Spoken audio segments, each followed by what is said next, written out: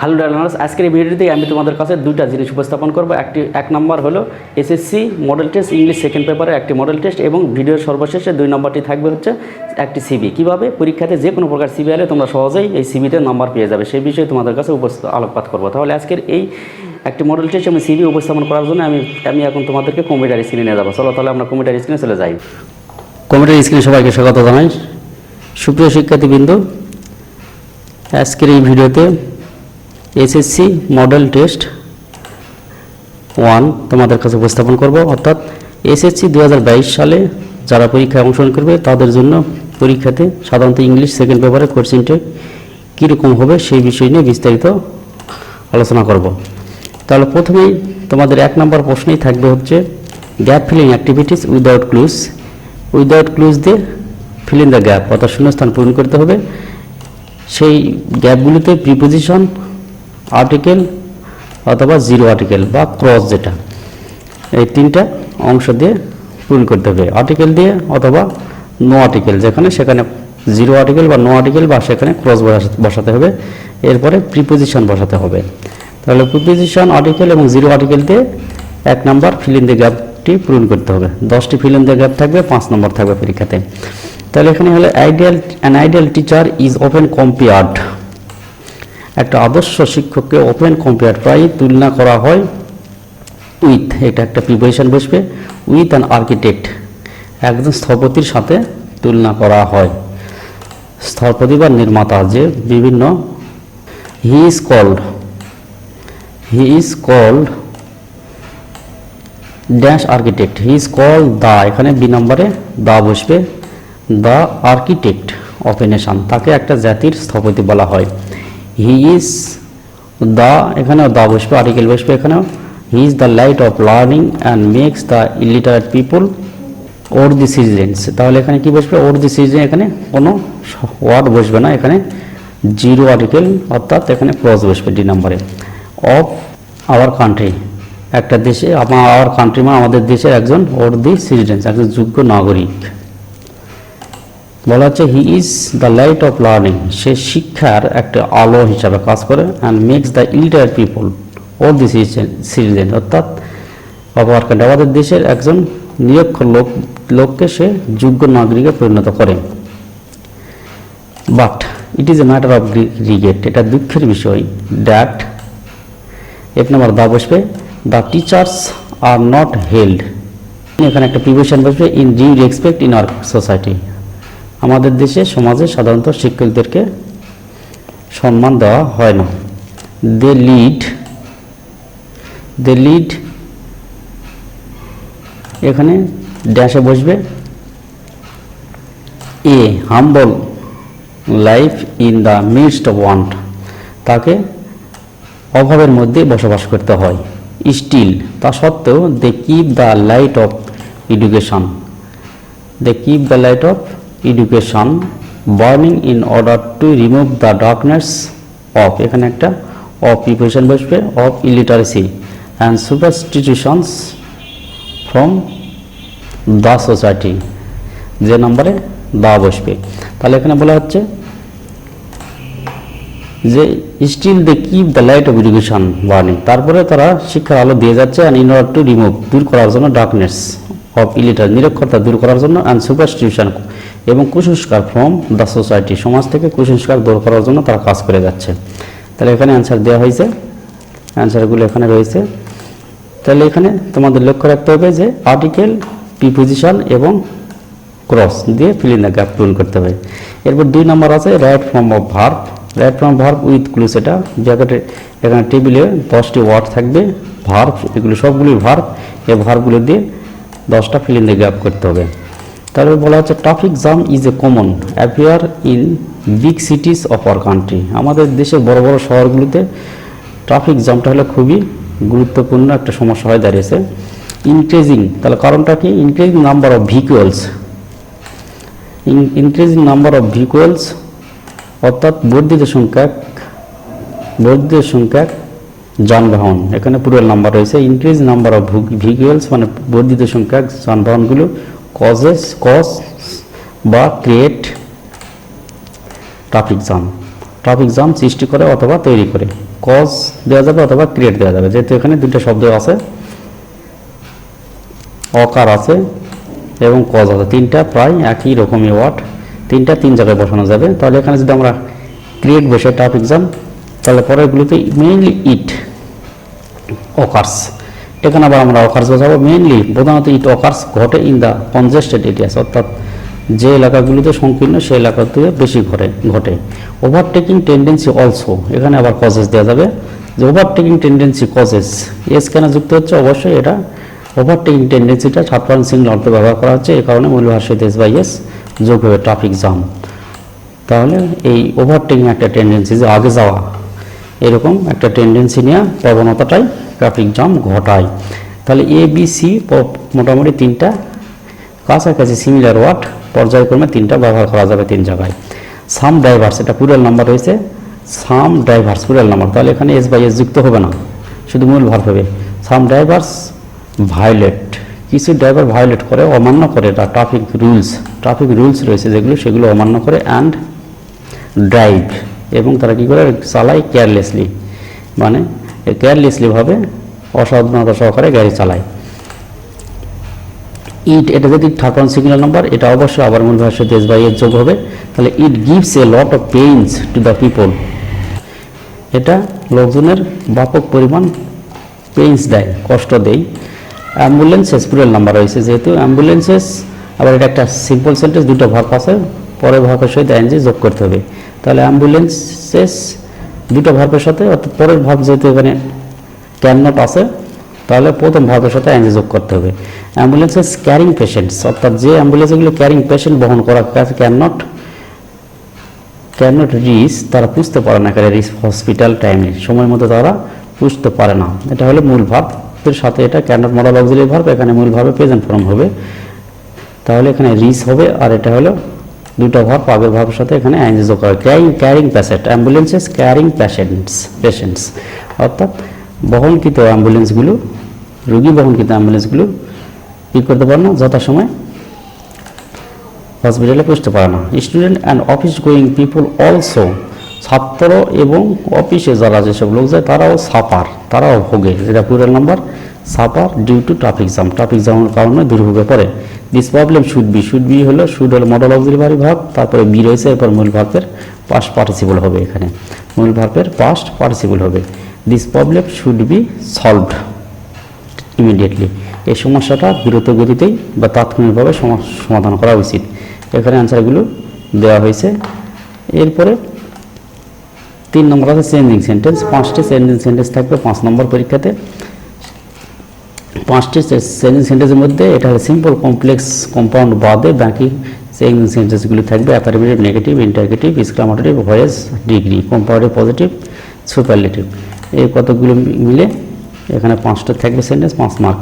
তাহলে বলছে এখানে she passed her time in reading and writing, সে তার পড়ালেখা করে সময় কাটায়। এখানে যেহেতু পাস্ট টেন্স রয়েছে, এখানে ইন্টারগেটিভ সেন্টেন্স করতে বলা হয়েছে। যদি পাস্ট টেন্স থাকে তাহলে সাবজেক্টের আগে ডিডন বসাতে হবে। অবশ্যই তোমরা এটা জানো যে পাস্ট টেন্স থাকলে ডিডন, প্রেজেন্ট টেন্স থাকলে ডোন্ট, আর এস বাই এস থাকলে ডাজন্ট দিয়ে ইন্টারগেটিভ সেন্টেন্স করতে হয়। তাহলে didn't she pass her time in reading and writing, প্রশ্নবোধক সাইন থাকবে। এরপর বি নাম্বার বলা হয়েছে her parents liked her very much, negative sentence করতে বলা হয়েছে যে তার পিতা মাতা তাকে খুব পছন্দ করে। যদি আমরা বাংলাতেই বলি, তার পিতামাতা তাকে আদৌ অপছন্দ করে না, মোটেও অপছন্দ করে না। তাহলে এখানে প্যারেন্টস যেহেতু লাইকড আছে, ডিড নট বসবে। Her parents did not dislike, লাইকের বিপরীত শব্দ ডিসলাইক হবে। Her parents did not dislike her very much উঠে গিয়ে অ্যাট অল বসবে, ভেরি মাচ উঠে গিয়ে অ্যাট অল বসবে।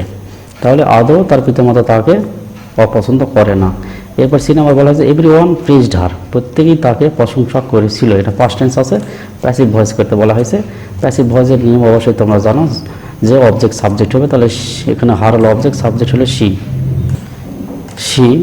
তাহলে সি হলো সি, এখানে যেহেতু পাস্ট ইনডিফিনিট টেন্স আছে, এখানে সির পরে ওয়াজ হবে। তাহলে সি ওয়াজ প্রেজড বাই, তারপরে প্রিপোজিশন একটা বাই বসবে, এরপরে সাবজেক্ট কি অবজেক্ট হবে। She was praised by everyone. এরপর D number she was very attentive to her study, exclamatory sentence করতে বলা হয়েছে। সে তার লেখাপড়ায় খুবই মনোযোগী, এখানে ভেরির জায়গায় হ্যাও বসবে। অ্যাটেন্টিভ, তারপর subject plus verb, how attentive she was to her study, how attentive she was to her study, বিশেষসূচক চিহ্ন হবে। এরপর বলা হচ্ছে এই নাম্বারে she was one of the most intelligent girls in this school. তাহলে এখানে ওয়ান অফ দ্য থাকলে পজিটিভ চেঞ্জ করতে বলা হয়েছে, যে ওয়ান অফ দ্য থাকলে কি বসে, ওয়ান অফ দ্য থাকলে ভেরি ফিউ বসে। এই গ্রামারগুলির উপর আমার এই চ্যানেলে বিস্তারিত ভিডিও দেওয়া হয়েছে, তোমরা যারা এই গ্রামারগুলো ক্লিয়ার করা নাই অবশ্যই সেই ভিডিওগুলি দেখলে ক্লিয়ার হয়ে যাবে। যে ওয়ান অফ দ্য থাকলে ভেরি ফিউ বসে, ভেরি ফিউ, ভেরি ফিউ। এরপরে সুপারলেটিভ ডিগ্রি পরের অংশ বসে, সুপারলেটিভ ডিগ্রি হলো মোস্ট ইন্টেলিজেন্টের পরের অংশ হলো গার্লস, তাহলে very few girls in the school were as intelligent as she. Were কেন বসলে, এখানে ওয়াজ পাস্ট টেন্স রয়েছে, আর ভেরি ফিউ এর পরে ভার্বটি প্লুরাল নাম্বার হয়, এই কারণে ওয়াজ থাকলে ওয়ার আর ইজ থাকলে আর বসে। তাহলে very few girls in the school were as intelligent as she. এরপরে রয়েছে হলো 4 নম্বর, 4 নম্বর হলো suffix prefix. Add suffix prefix করতে বলা হয়েছে, যে সাফিক্স যোগ করতে বলা হয়েছে, অথবা বোথ, দুটাই যোগ করা যাবে একটা ওয়ার্ডে, একটাও যোগ হতে পারে, সাফিক্সও যোগ হতে পারে, প্রিফিক্সও যোগ হতে পারে, আবার বোথ দুটাই, সাফিক্স দুটাই যোগ হতে পারে। এখানে বাংলাদেশ ইজ অ্যান, এখানে অ্যান হলো আর্টিকেল, আর এটা হলো কান্ট্রিটা হলো নাউন। আমরা জানি যে নাউনের পূর্বে অ্যাডজেক্টিভ হয়, তাহলে ডিপেন্ডেন্টটা অ্যাডজেক্টিভই রয়েছে, ডিপেন্ডেন্ট অ্যাডজেক্টিভ রয়েছে, কিন্তু এর বিপরীত শব্দ বসালেই অ্যাডজেক্টিভই থাকবে। আবার যেহেতু এখানে অ্যান রয়েছে অবশ্যই ভায়েলযুক্ত ওয়ার্ড হবে। ডিপেন্ডেন্টের বিপরীত শব্দ হলো independent. Bangladesh is an independent country, Bangladesh একটি স্বাধীন দেশ, but she is still burden with poverty. তারপর তবুও সে বার্ডেন মানে এখনও পভার্টি, দরিদ্রতা বোঝা হয়ে রয়েছে। নাউন এটা, যেহেতু এটা নাউন হয়েছে, কোমা দেওয়া রয়েছে, পরেরটাও নাউন হবে, এটাও নাউন হবে। নাউন আছে, তারপরে এটার আর একটা ওয়ার্ড আছে ওভার পপুলেশন, যে দরিদ্রতা overpopulation, poverty overpopulation, আবার কোমা রয়েছে যেতে এখানেও আবার নাউন করতে হবে, আনএমপ্লয়মেন্ট। এরপরে করাপশন নাউন, ফুড নাউন, সবগুলি নাউন হচ্ছে এখানে। যে poverty noun, overpopulation, unemployment, corruption. এরপর ডিফিসিয়েন্সি, যেটা নাউন হবে deficiency, natural calamities, power crisis, এগুলো দ্বারা বাংলাদেশ বার্ডেন উইথ, এগুলো দ্বারা ভুগতেছে, এগুলো সমস্যা জর্জরিত। কনসিডারিং অল দিস, এসব কিছু বিবেচনা করেও দ্য প্রেজেন্ট, বর্তমান অ্যাডজেক্টিভ, এরপরে নাউন হবে। গভর্নমেন্ট নাউন হলো government, the present government has aimed at making a digital Bangladesh to, making digital Bangladesh করার একটা, বর্তমান সরকার বাংলাদেশ একটা লক্ষ্য স্থির করেছে, ডিজিটাল বাংলাদেশ কী করার জন্য, overcome most of this problems, এইসব সমস্যার সমাধান করার জন্য, সমস্যাকে জয় করার জন্য বাংলাদেশ সরকার, বর্তমান সরকার কী করেছে, পদক্ষেপ, লক্ষ্য স্থির করেছে। দ্য অ্যাকচুয়াল এম অফ যেহেতু প্রিপোজিশন, এরপরে নাউন হয়, নাউন বাংলাদেশ নাউন, তার পূর্বে হবে অ্যাডজেক্টিভ, তাহলে নাউন বাংলাদেশের পূর্বে হবে অ্যাডজেক্টিভ, এখানে ডিজিটের অ্যাডজেক্টিভ হলো digital. The actual aim of digital Bangladesh is to establish technology based government which will emphasis the ওভারঅলটা হলো অ্যাডজেক্টিভ, এরপর নাউন হবে development of the country and the nation. এই ডিজিটাল বাংলাদেশের লক্ষ্য হচ্ছে টেকনোলজি ভিত্তিক দেশ প্রতিষ্ঠিত করা, এবং জোর দেওয়া হচ্ছে ডেভেলপমেন্ট, দেশের ডেভেলপমেন্টের উপরে। দ্য কান্ট্রি হ্যাজ, এখানে কান্ট্রি হ্যাজ ফিক্সড, এটা হলো মূল ভার্ব, আর এটা হলো auxiliary verb, present perfect tense. মূল ভার্ব এবং অক্সিলারি ভার্বের মাঝখানে থাকে অ্যাডভার্ব, তাহলে এখানে দ্য কান্ট্রি হ্যাজ রেডি না হয় অলরেডি হবে, ইতিমধ্যে ফিক্সড, ইট টার্গেট ফিক্সড করেছে, ফর দ্য, তারপরে নাউন হবে, for the achievement of digital Bangladesh by 2021। তাহলে অ্যাচিভমেন্ট, এখানে দা হলো আর্টিকেলের পর নাউন হবে, ওর পরে প্রিপোজিশন রয়েছে, প্রিপোজিশন এবং আগে আর্টিকেল, মাঝখানে অবশ্যই নাউন হবে, অথবা অ্যাচিভিং করা যায় এটাকে। এখানে অ্যান্সার রয়েছে 4 নম্বরে। এরপরে 5 নম্বর আছে ট্যাগ কোশ্চেন, 5টি ট্যাগ কোশ্চেন থাকবে। 5 নম্বর, যে লেটস থাকলে আমরা জানি লেটস থাকলে শ্যাল উই বসে, খুব সহজ ট্যাগ কোশ্চেন। লেটস থাকলে শ্যাল উই, এরপরে অ্যাম আছে, এরপর যে অ্যাম থাকে তাহলে আরন্ট হয়, আরন্ট আই। মর্নিং ইন্টারটেইনস, এর যেহেতু যুক্ত আছে ডাজন্ট হবে, ডাজন্ট মর্নিংয়ের ক্ষেত্রে ইট সাবজেক্ট ধরতে হবে, doesn't it, no one will should miss, এবং শুড থাকলে শুড যেহেতু negative sentence, should no one every one, nobody থাকলে দে হয়, should they have a try to, এখানে হ্যাভ মূল ভাব দ্বারা শুরু হয়েছে সেন্টেন্স, এটা হলো ইম্পারেটিভ সেন্টেন্স। ইম্পারেটিভ সেন্টেন্সে উইল ইউ বসে, সকল ইম্পারেটিভ সেন্টেন্সে উইল ইউ বসে, কিন্তু যদি শ্যাল থাকে, লেটস যদি থাকে তাহলে শ্যাল বসে, শ্যাল উই, মনে রাখতে হবে এটা হলো ইম্পারেটিভ সেন্টেন্স, সকল ইম্পারেটিভ সেন্টেন্সে উইল ইউ বসে, আর যদি খালি লেটস থাকে বা লেটাস থাকে তাহলে শ্যাল উই বসে। এখানে 5 নম্বরের অ্যান্সার দেওয়া হয়েছে। এরপরে 6 নম্বর যেটা হলো ক্যাপিটালাইজেশন আর পাংচুয়েশন মার্ক বসাতে হবে। যে হোয়াই বুঝা যাচ্ছে, এখানে হোয়াই ডব্লিউ ক্যাপিটাল লেটার হবে, why are you going to Barisal, বরিশালের বি ক্যাপিটাল লেটার হবে, হোয়াই ইউ গোয়িং বরিশাল, এখানে প্রশ্নবোধক সেন্টেন্স হবে এটা, আর ইনভার্টেড কমার মধ্যে থাকবে, যেইটুকু ইনভার্টেড কমার মধ্যে থাকবে সেট ফাদার, এখানে ফুল স্টপ হবে, সেট ফাদার ইনভার্টেড কমার মধ্যে থাকবে, সেট ফাদার। এরপরে আবার আই ইনভার্টেড কমার মধ্যে ঢুকবে, আই ক্যাপিটাল লেটার হবে, I want to buy some important books, এটা কমা হবে, এখানে কমা দিয়ে ইনভার্টেড কমা শেষ করে সেট স্বাদ, এখানে স্বাদের জায়গায় ফুল স্টপ হবে। এরপর আবার ইনভার্টেড কমা দিয়ে শুরু করতে হবে, এখানে ডিটা ক্যাপিটাল লেটার হবে, ইনভার্টেড কমা দিয়ে শুরু করতে হবে, ডিড ইউ নিড মানি, এখানে প্রশ্নবোধক সাইন ইনভার্টেড কমা শেষ করতে হবে, অর্থাৎ প্রশ্নবোধক সাইন দিতে হবে এখানে, যেহেতু ইন্টারগেটিভ সেন্টেন্স এটা। তারপর আবার ইনভার্টেড কমা দিয়ে শুরু করতে হবে, ইয়েসটা বড় হাতের হবে ক্যাপিটাল লেটার, এরপর কমা হবে ফাদার, ইয়েস ফাদার, এটা ইনভার্টেড কমার মধ্যে থাকবে, ফুল স্টপ হবে এবং ইনভার্টেড কমার মধ্যে থাকবে। এরপর আবার ইনভার্টেড কমা দিয়ে শুরু হবে, এটা ডি ক্যাপিটাল লেটার হবে, ডোন্ট, এখানে ডোন্ট অ্যাপোস্ট্রফি টি হবে, এটা don't go alone as time is not oil going oil, এটা ইনভার্টেড কমা শেষ হবে এখানে এসে, এখানে অ্যান্সার দেওয়া হয়েছে। এরপরে তোমাদের 7 নম্বরে একটা সিবি থাকবে, আর 8 নম্বরে হলো ফর্মাল লেটার থাকবে। আর সিবিটা কীভাবে লিখতে হবে, একটা সিবি লিখলে যে কোনো প্রকার সিবি, একটা সিবি শিখলে যে কোনো প্রকার সিবি তোমরা লিখতে পারবে, আর একটা সিবি ভালো করে জেনে এখানে সহজেই নম্বর পাওয়া যাবে। তাহলে সিবি লেখার এখানে একটা নিয়ম তুলে দেওয়া হয়েছে, যে সিবি একটা সিবি ধরে আছে, যে CB with cover letter for the post of an assistant teacher, assistant টিচারের জন্য, সহকারী শিক্ষক নিয়োগের জন্য একটা সিবি তৈরি করতে বলা হয়েছে। তোমরা পরীক্ষা খাতাতে সিবি লেখার সময় একটু লক্ষ্য রাখবে যে এটা 2 পৃষ্ঠাতে তোমরা লিখবে, একটা হলো কভার লেটার যেটা বলা হয় কভার লেটার, এটা হলো কভার লেটার, এটা একটা পৃষ্ঠায়, প্রথম পৃষ্ঠায় লিখবে এইটুকু, আর দ্বিতীয় পৃষ্ঠায় তোমার পুরো একটা বায়োডাটা তুলে ধরতে হবে। তাহলে এটা হলো একটা অ্যাপ্লিকেশান, ডেট থাকবে, যেহেতু এটা একটা স্কুলের অ্যাসিস্ট্যান্ট ইংলিশ টিচারের নিয়োগের ব্যাপারে, সেহেতু এটা হেডমাস্টারের কাছে লিখতে হবে, একটা স্কুলের নাম দিতে হবে, জায়গার নাম দিতে হবে। তারপর সাবজেক্টটা অবশ্যই এখানে তোমরা পাবে, যে দ্য ফর দ্য প্রেয়ার কথাটা সামনে লাগাতে হবে, prayer for the post of an English teacher, English টিচারের একটা পোস্টে আবেদন। এই একটা আবেদনের সব আবেদন তোমরা একই রকমই হবে, খালি আন্ডারলাইন এখানে শুধু ওই পোস্টের নামটা শুধু হবে, বাকি সব ঠিক থাকবে। তাহলে এই একটা মুখস্থ করলেই তোমাদের সিভি কভার লেটার হয়ে যাচ্ছে। তাহলে ইন রেসপন্স টু এর অ্যাডভার্টিজমেন্ট পাবলিশড ডেইলি স্টার, এটা একটা পত্রিকার নাম, তোমরা এখানে অন্য নামও দিতে পারো, তারিখটা তোমরা ইচ্ছা মতো দিতে পারো, 2022 দিতে, এখানে দেওয়া হয়েছে 2022 লেখার পরে তোমরা এখানে শুধু ওই সাবজেক্টের অংশটা এখানে বসাবে, বাকি সব ঠিক থাকবে। এরপরে ইয়ার ফেথফুলি একটা এখানে তোমার সিগনেচার থাকবে, শেষে নাম লেখার পর উপরে সিগনেচার, এটা হলো কভার লেটার। তাহলে একটা কভার লেটার দিয়ে সকল প্রকার কভার লেটার আমাদের হয়ে যাবে।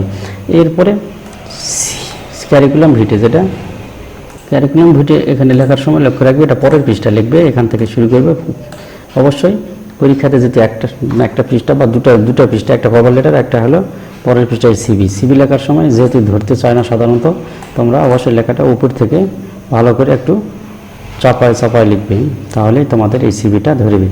তাহলে প্রথমে নেমের পর নেম লিখবে, তারপর ফাদার্স নেম, মাদার্স নেম, এরপর পার্মানেন্ট অ্যাড্রেস, প্রেজেন্ট অ্যাড্রেস, এরপর ন্যাশনালিটি, রিলিজিয়ন, এগুলো সব একই, একটা মুখস্থ করলে সব হয়ে যাচ্ছে। এবার ডেট অফ বার্থ দিবে, ম্যারিটাল স্ট্যাটাস, বৈবাহিক অবস্থা, এবং এডুকেশনাল কোয়ালিফিকেশানটা তোমরা লক্ষ্য রাখবে, যে এসএসসি, এইচএসসি, বিএ অনার্স আর এমএ ইংলিশ, যেহেতু ইংলিশ টিচার এখানে লক্ষ্য রাখবে যে 2 বছর এসএসসির পরে 2 বছর হবে এইচএসসি, 2 বছরের ব্যবধান। এখানে হবে 4 বছর। এইচএসসি থেকে অনার্স করতে 4 বছর লাগে, তাহলে এখানে 4 বছর। এরপর অনার্স করার পর মাস্টার্স করতে 1 বছর লাগে। তার মনে রাখতে হবে প্রথম থেকে দ্বিতীয়টি হলো 2 বছর, তারপরে 4 বছর, এরপরে 1 বছর। এরপরে বোর্ড বা ইউনিভার্সিটি, যে ইউনিভার্সিটিতে পড়ালেখা করছো, মানে জিপিএ কত পেয়েছো আর বা ক্লাস কোন ক্লাস পেয়েছো। অর্থাৎ এসএসসি আর এইচএসসি হলো জিপিএ, আর পরেরগুলো হলো ক্লাস। এরপর মোবাইল নাম্বার দেওয়া হয়েছে, ইমেল নাম্বার দেওয়া হয়েছে, এক্সপিরিয়েন্স দেওয়া হয়েছে। যেহেতু এখানে স্কুলের নিয়োগ, স্কুলের শিক্ষক নিয়োগের যেহেতু আবেদন দেওয়া হচ্ছে, সুতরাং এখানে এক্সপিরিয়েন্সটা তোমরা সেই রিলেটেড একটা এক্সপিরিয়েন্স তোমরা এখানে দিবে, যে অ্যান ইংলিশ টিচার হিসাবে আর একটা স্কুলে চাকরি করেছো, এসকে প্রি ক্যাডেট স্কুলে ফর 3 ইয়ার্স, 3 বছর ধরে এসকে প্রি ক্যাডেট স্কুলে ইংলিশ টিচার হিসাবে কাজ করেছো, চাকরি করেছো। সেই হিসাবে যেহেতু ইংলিশ টিচার হিসাবে অন্য স্কুলে চাকরি করেছো, সেই হিসাবে সেই অভিজ্ঞতা দিতে হবে। কোম্পানি চাকরি হলে অন্য একটা কোম্পানির অভিজ্ঞতা দিতে হবে, মানে যে ডিপার্টমেন্টে তুমি আবেদন করবে সেই ডিপার্টমেন্টের অন্য জায়গায় একটি কাজ করার অভিজ্ঞতা, এক্সপিরিয়েন্সটা দিতে হবে। ল্যাঙ্গুয়েজ হলো fluent in Bangla, English. Computer সম্পর্কে জানা আছে, MS Word, MS Excel, MS Access, MS Visual Basic and MS পাওয়ার পয়েন্টে কাজ করার সামর্থ্য রয়েছে। এরপর রেফারেন্স, দুটো নাম দিবে, রেফারেন্স পরিচিত ব্যক্তির নাম দিবে, সেই ব্যক্তির ডেজিগনেশন দিবে। তাহলে এখানে দুটো ব্যক্তির নাম দেওয়া হয়েছে, যে M Ed Kabir Hossain, professor zoology, Rajshahi university. এরপর Sagar Hossain, professor botany, Rajshahi university. সর্বশেষ তোমার সিগনেচার এবং নাম লিখে শেষ করবে। তাহলে একটা সিভি তোমরা অবশ্যই ভালো করে দেখলে পরের সিভিগুলো আর তোমাদের কোনো প্রবলেম থাকবে না। একটা সিভিতে যে কোনো বার সিভি, অর্থাৎ এখানে তোমরা পরীক্ষাতে তোমরা মানে সিভিটা লিখতে পারবেই। যদি এই সিভিটা ভালো করে দেখো তাহলে পরীক্ষাতে সিভি অবশ্যই লিখতে পারবে। সিভিতে নম্বর পেয়ে যাবে, যেখান থেকে সিভি পড়ুক নম্বর পাবে।